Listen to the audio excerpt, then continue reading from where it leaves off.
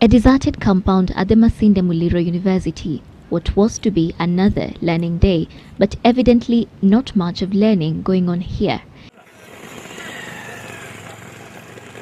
Students instead filing out of the institution, their bags and luggage in hand, with an unplanned for holiday beckoning. While some began their journey home on foot, others who could took advantage of the enterprising bicycle operators. A long journey towards uncertainty as the crisis that is the strike crippling publicly funded institutions of higher learning peaked. The mass exodus prompted by this notice, the university administration notifying the students of the closure of the institution indefinitely, and one that points to fears that there was no end in sight, at least for now.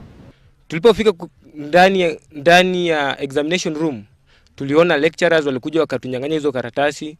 Sasa saizi tunaambiwa tuende nyumbani ati mpaka wakati ambapo tutaelezwa kuwa kuna mgomo, na hatuna fare, hatuna chochote saizi, hatujui tutafanyaje ndio tufike nyumbani. At the Egerton University's Njoro campus, it was the same picture of stranded students with their luggage in tow, clearly inconvenienced as some had to jostle for the few available public means to take them home. Their reasons should not affect us. Yeah, we've paid fee.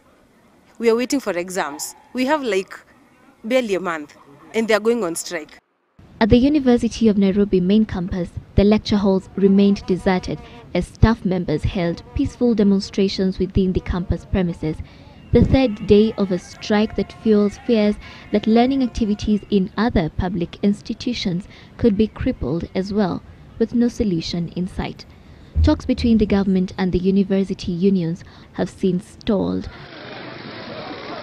While calling for sobriety and dialogue, the government admits that it may not currently have the financial capacity to meet their demands.